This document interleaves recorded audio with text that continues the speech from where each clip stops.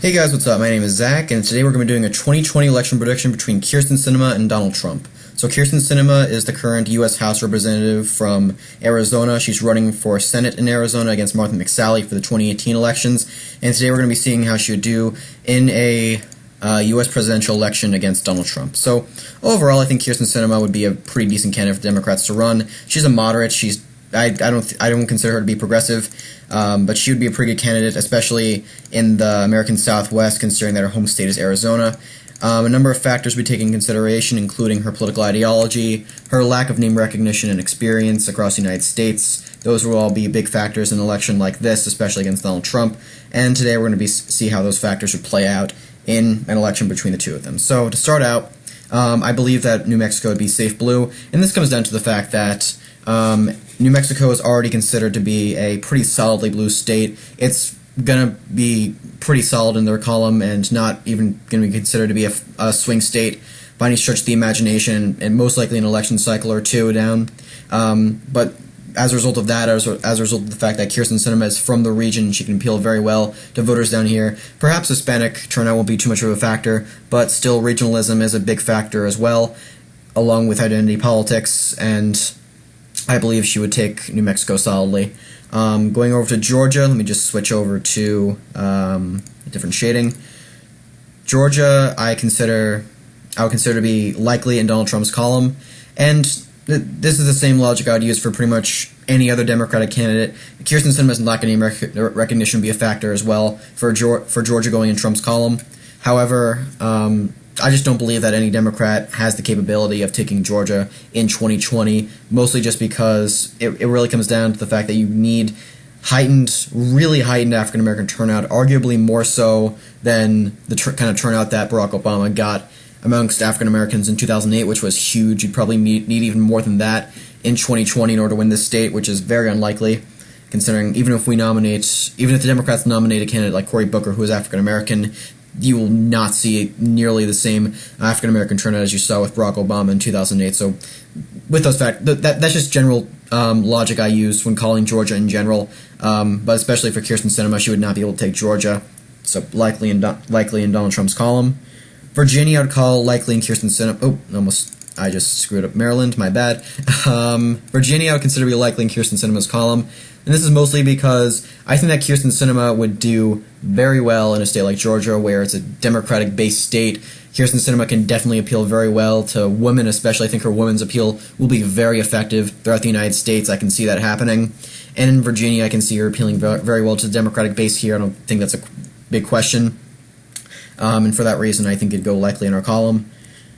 Going over to Nevada, this is another state in the Southwest. I will call that likely in Kyrsten Sinema's column. And one of the reasons why I'm calling this state earlier than other states, and just to clarify as well, I try to call states for presidential elections in order from most likely to go to least likely to go. So just bear that in mind as I call states just in general in the future 2020 elections. Nevada, I would call likely in Kyrsten Sinema's column, mostly because of her regional appeal to the state, which I think would be very effective. I think that Arizona Democrats in general can do very well in Nevada, and I think that she would land Nevada very solidly in her column if she was the candidate.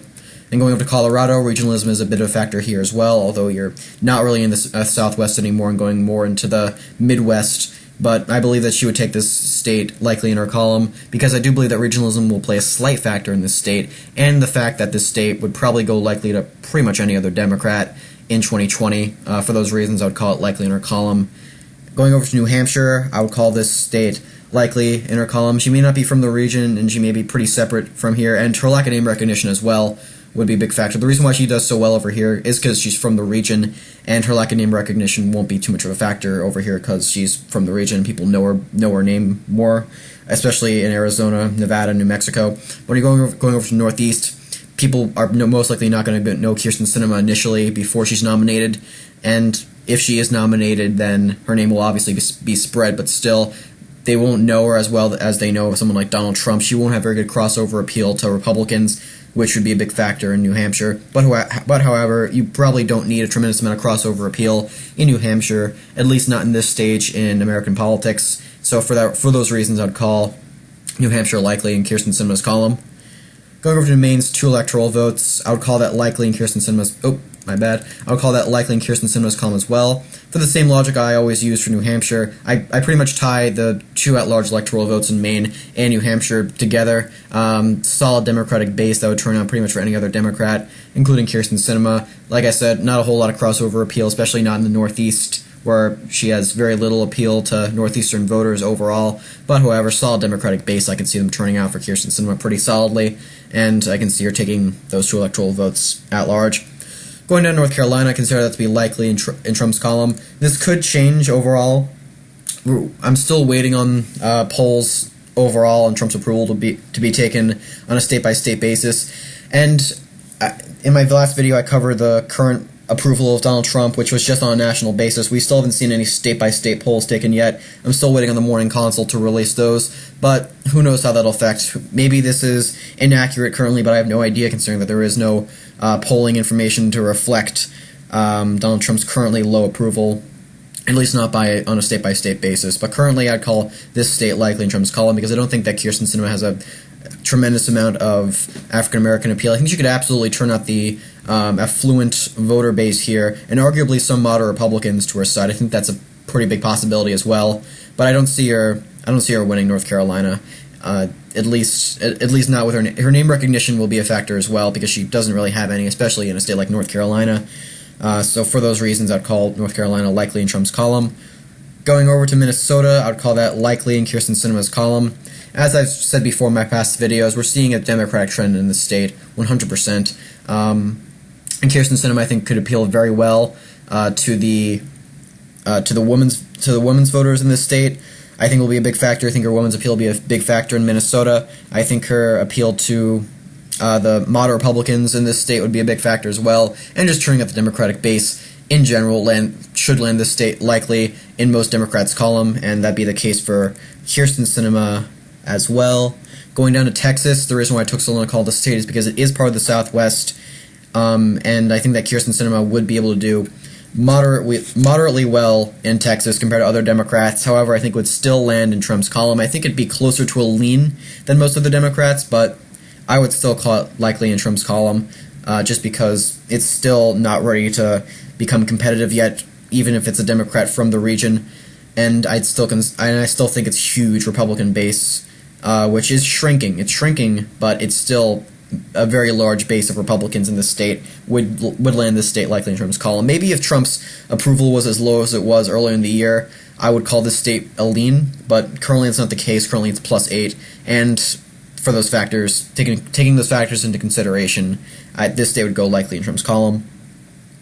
Going over to Michigan, I would call this likely in Kyrsten Sinema's column. Same with Wisconsin, and I'm going to use the same logic for both of them. It's just solid Democratic bases in both these states. Kyrsten Sinema's, I think that Kyrsten Sinema would do pretty well at appealing to moderate Republicans in this state, and at appealing to women's voters in these states as well. I think that her women's appeal will be a big factor throughout the United States, and especially in Wisconsin and Michigan, especially women who voted for Trump in 2016. I think she could pull a good group of them over to her side, which would land.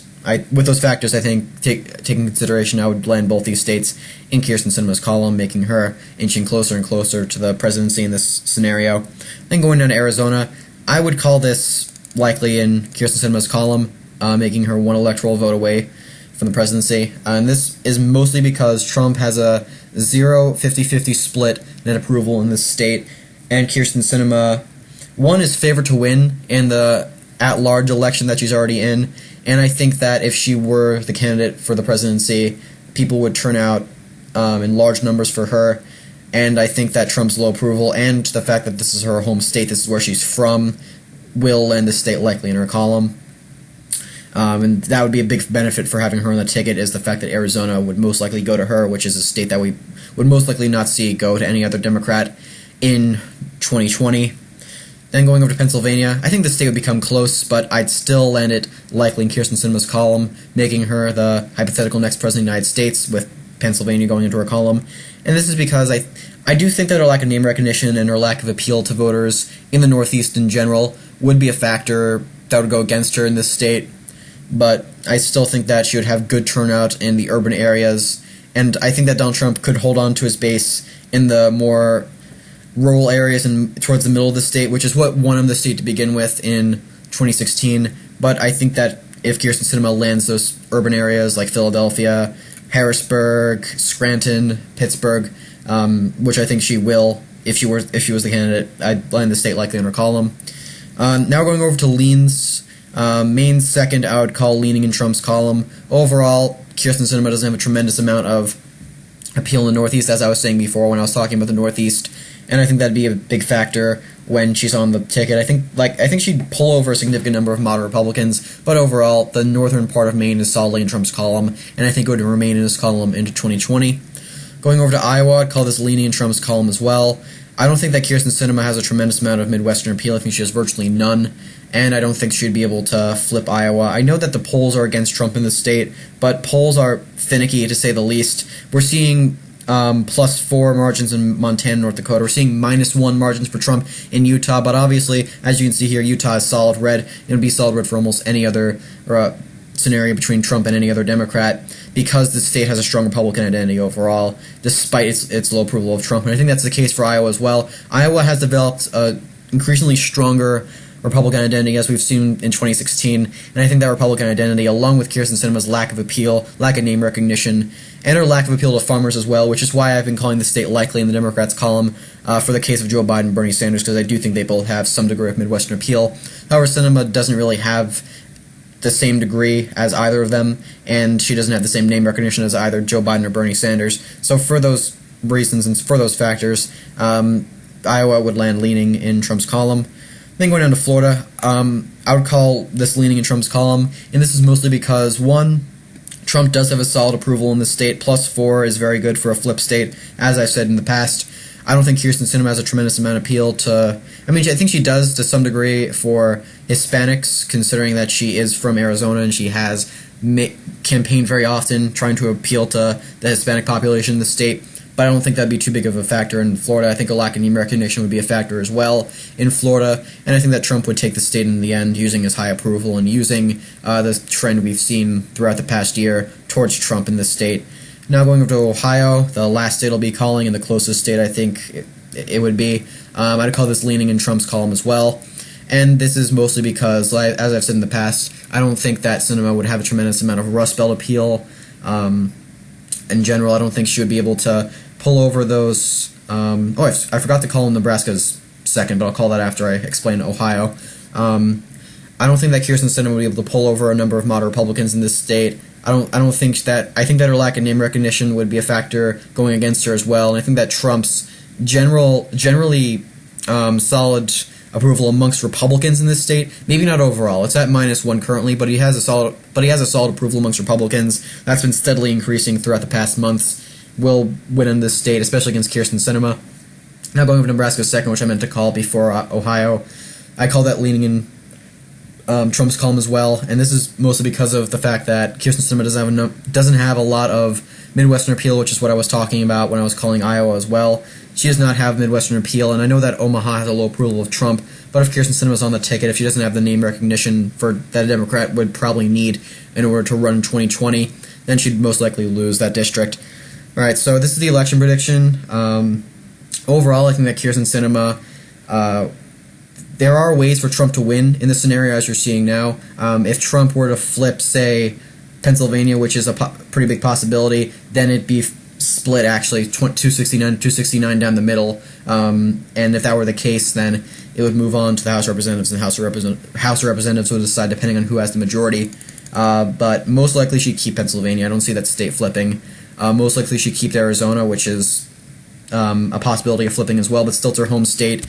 The only way Trump would win is if he were to flip Arizona and Pennsylvania, which is unlikely for both those things to happen. If he were to flip Pennsylvania, that'd be a pathway for him to win through the House of Representatives, but that's unlikely. It's more likely that she could win in states like Florida, she could win in states like Ohio, maybe Iowa. I don't see that happening as much as Ohio and Florida, but those are two possibilities as well. So overall, Sinema has a pretty firm grasp on the electoral map, as you can see here. But if she were the candidate, her lack of name recognition, as I've said repeatedly throughout the video, would be a big obstacle for the DNC and for her to overcome. But as you can see, she does win by a slim margin, but she does win in this scenario. Alright, so I hope you guys enjoyed the video. If you did, please feel free to like, comment, share, and subscribe. It's the only way for smaller channels like mine to grow. And if you guys want to see more videos in the future, please feel free to leave a comment suggesting one down below. This video was a suggestion actually from a while ago. It's been on my list for a while and it's done now. So if you guys have any suggestions that you'd like to see, please let me know and I'll put them on my list. And I hope you guys enjoyed the video. See ya.